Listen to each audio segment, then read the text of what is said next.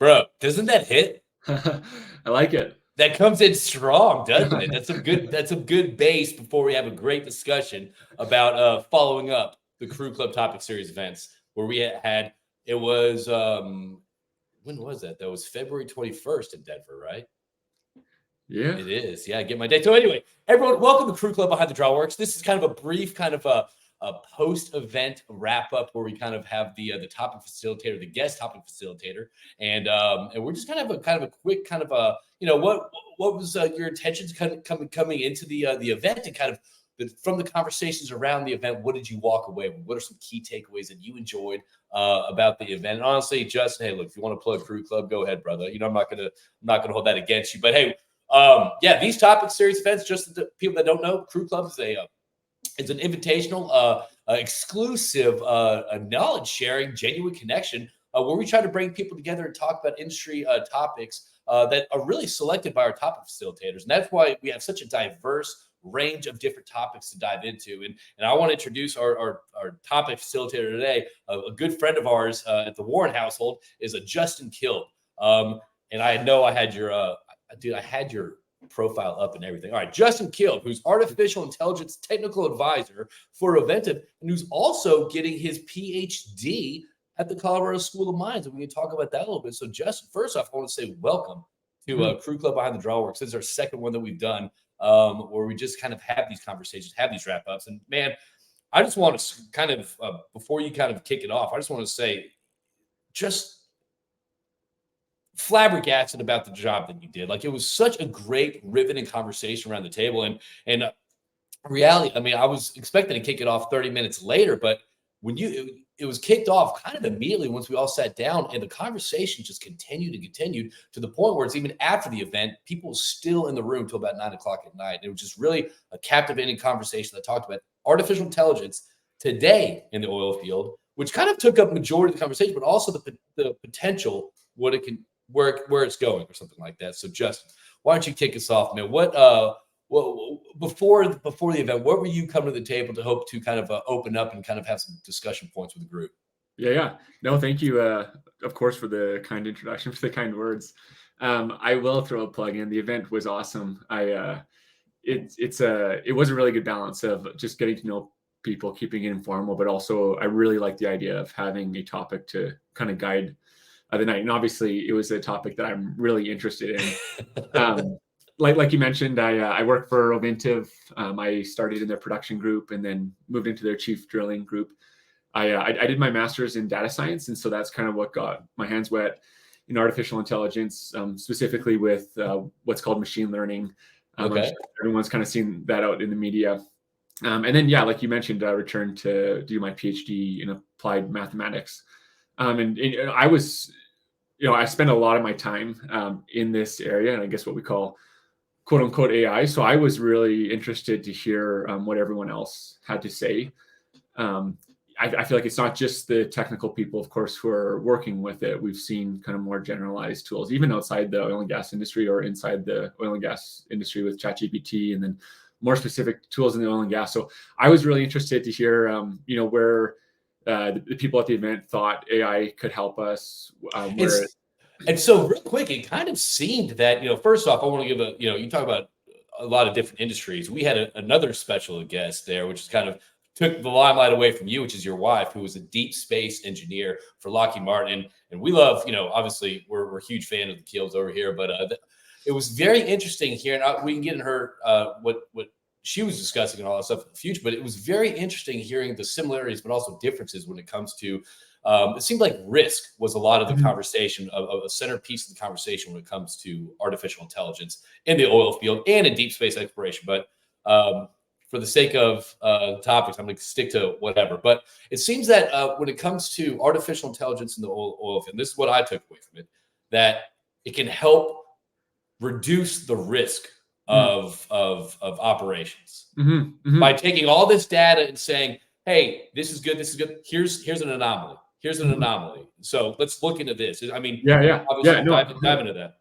100%. I think one of the terms that's used to kind of frame that context maybe is anomaly detection. And I think it's tempting. It certainly is for me to look at a system, whether it's risk on a drilling rig, or in her case, risk of making the wrong decision with the International Space Station with humans. Whatever the operation is, especially when you're in a hazardous environment. First of all, if computers are assisting decisions, how much trust we put in the computer. And Yes. I think, to your point, that maybe the reason why we're utilizing computers is that the systems are complicated. And so, what I was getting at earlier is that it's tempting, to try to explain anything with maybe just one or two features. You might say, I want to know what the price of my house is with only the square feet. Well, it's a lot more complicated than that, right? There's square feet. Like, are you on a corner? Are you surrounded by houses? XXX, or Yeah. I want to predict if the drilling bit is going to wear out. It's tempting to just put graphs in a PowerPoint that are easy to see. Here's a scatter plot, and is it increasing? Is it decreasing? But in reality, a lot of these systems are so complicated. There's so many features that are going into them. And I think, coming back to the idea of these systems helping us with risk, it's because they're so complicated that sometimes you need the support of a computer to consider all of those different features acting simultaneously. And so the conversations around the table again, it was a lot of like, hey, listen, it's not making any decisions for us. Mhm. It's not spitting out an answer from all these billions of data points and saying we're going to be doing this, we're moving this. It's leaving it kind of it's kind of tossing it to the humans. It's kind of Mhm. tossing it to the people to Mhm. say, hey, listen, these are this is what the data is showing. It's your decision. Yeah, yeah, you're hitting the nail on the head, and I think it's not surprising that that's maybe one of the first areas that is getting strong adoption, because just like you said, it's not a hardcore prescriptive. You have to do this, or even Mhm. like in the case of drilling, which is just where my experience is. It's not necessarily the rig is control, like it's totally controlled by these systems. It can more be, hey, we've considered these different outcomes, in the next couple hours. Here they are for your awareness. Have you at least considered these? We've searched a much larger space than at least I can, and most humans Where do can. you? I mean, where do you see? I guess. Listen, let's say the progression of AI, machine learning, which I thought was very interesting. Those are two different things that I had to actually use AI to understand what they were. But let's say we're moving down this, which it seems like we are as an industry naturally with the Mm. technology being out there and utilizing it. Where do you see it kind of coming down to a point where it's like, let's say I get this information from AI, whatever software, whatever AI open source, whatever we're using, and it's saying, hey, here's your 3, 4 options, all that stuff. And me as a person saying, hey, I've been around, I know this, I just feel it, whatever. It's not, it's not just square foot. It's I feel it's like this, and this. Where do you see that having the potential risk of like actually coming back and saying, hey, Justin, I see that you made this decision based on your experience, but the AI suggests the probability being X, Y, and Z.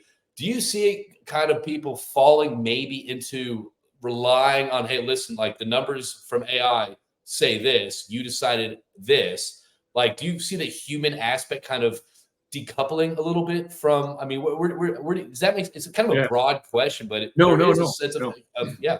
No, 100%. And it's a huge area of research and Yeah. focus. Is how do you integrate computers with humans? And of course, I think in oil and gas, I think the chances of that being successful depend on how interpretable the results are. And Okay. so I'm a big fan of that when, if we're working with service companies, like if someone's proposing a new tool, I think the adoption is always stronger, of course, when the client understands how the tool works and maybe, understands really easily what the competitive advantage is. And I think and I was guilty of this, but I think for a while here, we were, mistakenly just saying AI kind of as a black box, right? It was like, hey, here's our tool and it uses AI. And I, at least personally, I much prefer, what can you show us how that works? And really make it simple, because they can be quite complicated. I think to your point, right, to your question, when it makes those decisions, of course, right, if we can interpret why it's making the decision, then I don't think it's such a, there's not as much friction. But if it's a black box, you're absolutely right. If it's saying, hey, do this, and it's against all human intuition. Now, I will say, I think that can also be really interesting in balancing, of course, human bias, right? Like and it's hard to know when this is right, but in the context of, this is saying something that none of us agree with. Well, it's like, there are many examples in history, right, where that's where the breakthroughs are, and it kind of where it pulls you out from. So balancing that is obviously challenging, but certainly at least to be better than what we are today. If the solution of these computers is interpretable and you can understand why it's recommending, and maybe it's just simply like, hey, we hadn't considered that because we haven't considered 1,000 combinations, right? And the computer can. I think those decisions are a lot easier to implement. Where do you see we are kind of as an industry right now? So when it comes to like, so for example, actually, I love rambling. That's what I do. I ramble. I think I ramble to kind of give you space to actually formulate an answer. But so, for example, in the AI world, when it comes to, let's just take oil and gas industry or whatever industry. If I'm a company and I'm not utilizing it, like I see someone else across the street utilize it, or I don't see a bigger company, Aventive, Iconic, whatever, utilizing AI. How much of a competitive advantage is it right now to use it? Or is it okay to kind of see what's work, or are we at the frontier of things so we kind of see what works and kind of cherry pick, like, okay, well, this actually works. I know there's 15 different AI uses right now, but there's only 2 that actually make sense for us. Right, so is it really that much of a competitive advantage right now? Or I mean, should people be really diving into it, or just kind of waiting to see the stuff that actually is beneficial? Yeah. No, really good question. We ask some great questions here. I think challenging to answer. I think in the right applications, it's definitely going to be really big. I think part of the reason why it's hard to answer is it's hard. It's really hard to define what is artificially intelligent. I think when you say AI, a lot of people roll their eyes, understandably, because it kind of is just used for, like, it seems like any new technology that comes from a computer. It seems like it just captures AI. But in the more I think on that, like the more it makes more sense, because like it is really hard to say, when is an artificial system intelligent? And like we talked about that night, like I think there's really interesting reasons that, really in the weeds AI researchers should be thinking, like, when is a computer, when does its intelligence parallel humans? But like we discussed, I don't think that we, for an organization who is trying to reduce safety, reduce risk, maximize profit, like I don't see why the system has to act like a human to give utility, right? If it's artificial in the sense that it comes from a computer and it's intelligent in the way that it helps your operation, like, I don't know why you wouldn't consider that artificially intelligent. And so to answer your question on, what is the competitive advantage? I think people who are using these systems to be more productive, right, to reduce risk, to help with decisions in the right way, right, in an interpretable way, cautiously progressing with these. I think it's going to be a huge win. But obviously you can use it in the wrong ways as well. We've seen Skynet. Yeah. Right. And one I think a really important contrast, and I'm an engineer, so I know it's being used not just in engineering, but I think and I think you actually spoke about this with Garrett, maybe, is in predicting oil production, right, for a well, as is challenging in unconventionals. And so it's a huge area, right, is predicting oil and gas production. And so I think where the friction can be is some of the components of that system are already understood with physics, right? Like you can use an equation that is correct with 100% certainty. And then many parts of the system, there's just so much uncertainty that the physics, just the input, doesn't work. And so I think a danger, right, is, like, and I've seen it in drilling, is if you're trying to use machine learning to predict what the torque on the drill string will be. There's really good physics equations that already exist, right? Yes. with low uncertainty. And like, partially is because you're always connected to the rock. If you know how to process the data, you have the data. And so I think that we've seen that using a predictive system for a system we already understand, it's just a lost time. But of course, there's just so much uncertainty in oil and gas and unconventionals. There's so much uncertainty in selling products to humans if you're working on the service side. I mean, all of that heterogeneity in the data, that's really where machine learning is trying to assist us. I thought it was interesting too. It's like a lot of the definitions are like standards when it comes to like AI tests or AI consciousness or whatever that is. It seems like it's like, what was it? Isaac Asimov, whatever that. What's that sci-fi? I'm murdering the name, but yeah, but it's stuff that's very outdated, and like that was very interesting. Like, sitting around the table, you're like, well, actually, that's a definition that we're coming back to the table and kind of redefining it, just because it's not theory anymore. It's reality right now. Like these theories that have been going on since the 50s, now it's kind of reality. So we have to come to the table and kind of dissect on what it actually means with the realities that we're dealing with. Yeah, no, you're 100% right. The like Alan Turing test, I think, was one of the more famous. Like, how will we know if something is, quote unquote, artificially intelligent? And but part of it, this is a little bit of a loose definition, but was, if you're talking to the system and you can't tell if it's a computer or human.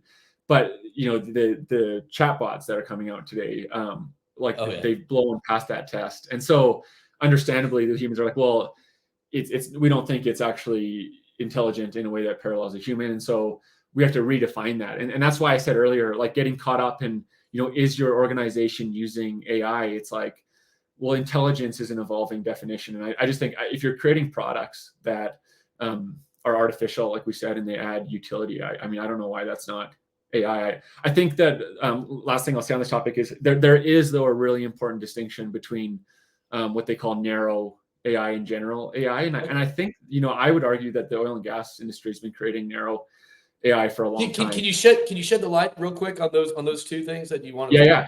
Yeah. So just very loosely, narrow AI. An example might be a chess program that can dominate everyone at chess, but it can't write you a recipe, right? Or it can't build a presentation for you. So it's very task specific focused. Right, 100%. And so, we've been building, a lot of software in our industry is incredibly sophisticated, right? And so it's artificial, it uses computers. I think it's intelligent because it adds utility, and it runs through, like, in many ways, in different ways, it's more, quote unquote, intelligent than a human, just because it's the number of calculations is so wide. But then general AI, and I think this is really what put it on the map for a lot of us, right? And why even you maybe hear, like, is the industry using AI, or the models like ChatGPT that are general, right? They're not necessarily specialized for one topic. They do a lot of things pretty good, right? And it's obvious why a company like Microsoft or Google would want to build that. It's just it can appeal to a much larger group of people than just a highly specialized software in the oil and gas industry. So, okay, listen, I know we're coming up 20 minutes. I don't want to take too much of your time. Obviously, I love talking to you. I could literally talk to you for much longer than this. All right, so couple things we're talking about. So I'm seeing, kind of regurgitating what we discussed around the table. It seems like the current uses for artificial intelligence or machine learning, because it's very kind of it's a blurred line right now with the true definition of it, how it's being used. It seems like, again, when you talk about it, it's to reduce risk, it's to improve safety, all right, and it's to help make more informed decisions, not better decisions, more informed decisions.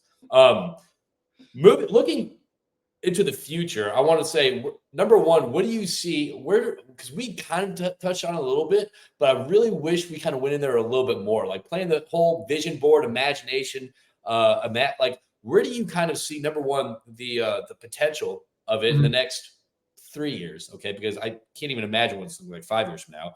But not only that, what piece of this progression do you find the most interesting? What fascinates you about this subject that you're like, you know what I mean? Like, obviously it's your passion, you're studying, you're diving deep into it. It's not just your job, but it seems like you're surrounded by it. So what aspect of this that you're like really like psyched about? Yeah. Maybe starting with the first question, just like maybe a couple places it's going, and of course, it's hard to predict this, but I think I really like that you bounded it on 3 years. I think so you can build a machine learning model or an AI model that is either focuses on predictive power or causal power. And so like the interesting distinction there is, maybe if you work in finance and you're trying to predict the price of oil or you're trying to predict the price of a stock, like generally it's assumed that you can't change the price yourself. And so you don't necessarily care about like what's truly causal of the price changing. You just want to be able to predict the price through black swans, right? So if I can predict the price tomorrow, like, does it really matter what changes it as long as I'm on the right side of the prediction? Yeah, sure. Okay. Versus if you're an organization with the ability to make changes to the system, like an oil and gas company who can actually like design their well. Of course, you want to make predictive predictions or accurate predictions, I should say, because you want to know what the outcome is. But you also want to understand, if I change these knobs, if I pump more sand, how's that going to affect the outcome? And I think in the next 3 years, that's going to be it's going to be really important. And there's a lot of research, and I think that could like at a national level, that can have huge ramifications, right, for predicting how much of the resources left on this continent. Those are big questions, right, that depend on understanding causally what we can get when we change certain knobs. And these are questions that we've been asking for decades, right? not just in an industry, but as a nation, as in the world. Right, 100%. Yeah, you're absolutely right. So I think that's going to be big. I think automation, which is a touchy subject. It's just as these tools become more powerful, as compute is cheaper, that's going to continue. That's going to be a big deal. And even in 3 years, and I don't have the answer to this, but I think it's going to change some jobs. Of course. I mean, it's technology. It's going to disrupt. Right. And no one likes saying that, but it's the reality.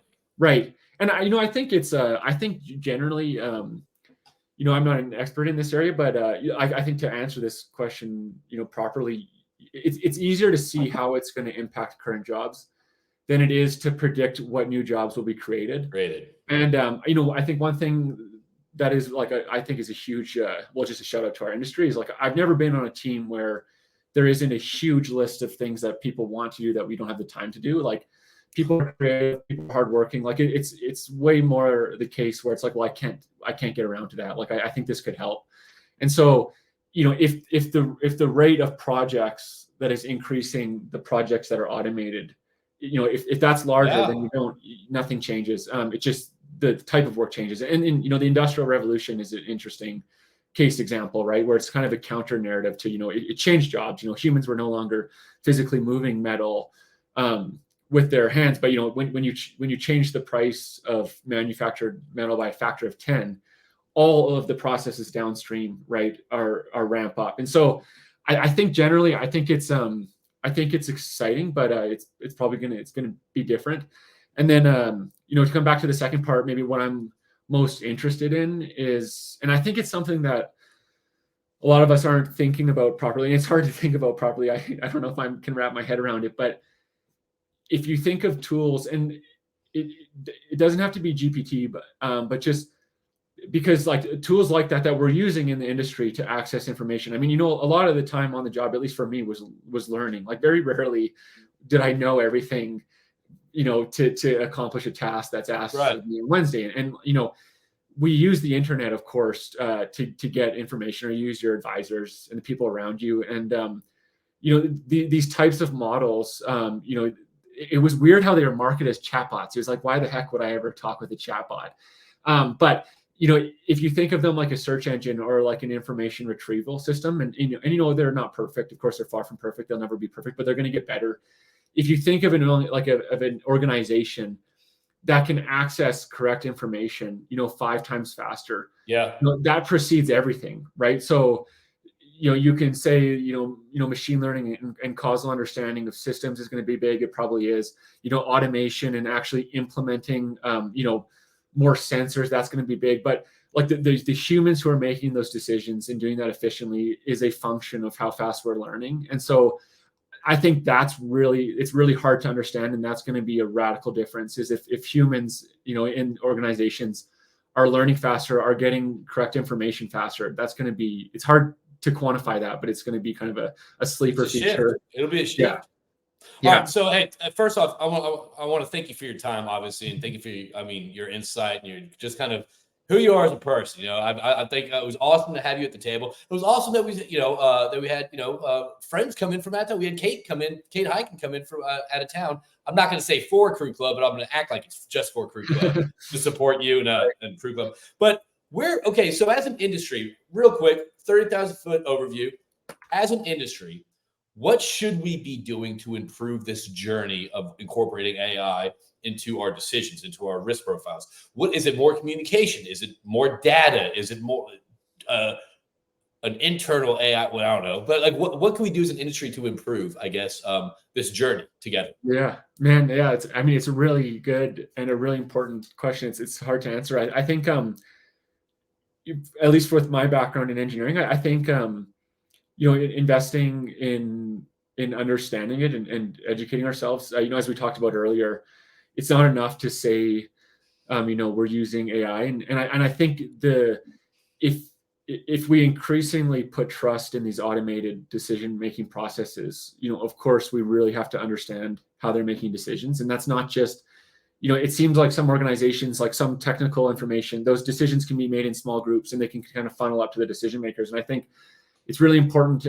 What's different, right, is with some of these new technologies, like in drilling, like if I have a bad idea in drilling, which I do regularly, my comrades, immediately around me, the drilling engineers can tell me, the service companies can tell me, the people in the field can tell me, all the way up to our CEO, right? They've all experienced and they've kind of gone through similar roles that I have. I think what's interesting with these is with these math models is they're new, and so not everyone in the organization, understandably has experience, and so I think that's challenging because there's so much wisdom in a lot of the disciplines, right, where upper management has been living, my role for 60, 50 years, like some of the people in the industry. And so I think that's just understandably a challenge because it's so new, is getting the true in the weeds experience, getting a really deep depth of knowledge at multiple levels would be beneficial. I think that's such a great way to put it because there's this obviously there's this new energy in the oil and gas space, which is great. I'm digging it. I'm loving it. I would love more of it.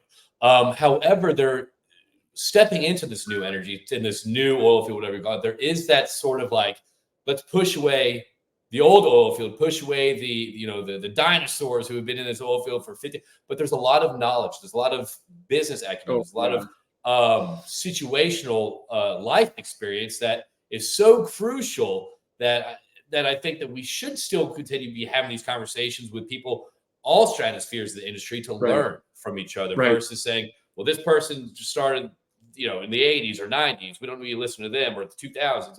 So I think it's such an important thing to, yes, as we incorporate new technology, to continue to communicate, to continue to learn, to continue to mentor from each other. Right. So 100%. Anyway, and because brother, man, what? No, you finish. No, I was just gonna say real quick, exactly like you said, and even though they might not have the background in the mathematics that fuels it, to your point, like they've lived through many new technology adoptions, and there would be many parallel features there, and not being too naive, not moving too quick. You're absolutely right. No, you're right. So anyway, I want to thank Justin out there for coming in to talk about such an important topic. And honestly, I think this kind of sparks my interest to maybe figure something out to pursue this discussion more. But Justin, thank you so much. I hope you have a great week. Tell the family we said hola, and we miss y'all. And I guess next time up in Denver, we'll see you. But everyone, I want to thank y'all for tuning in. Again, if you have any questions or comments, obviously you can find the key takeaways or Behind the Drawworks magazine. Justin Kilb, everyone, the man, the myth, the legend. Thank you so much, Justin. We'll talk to you soon.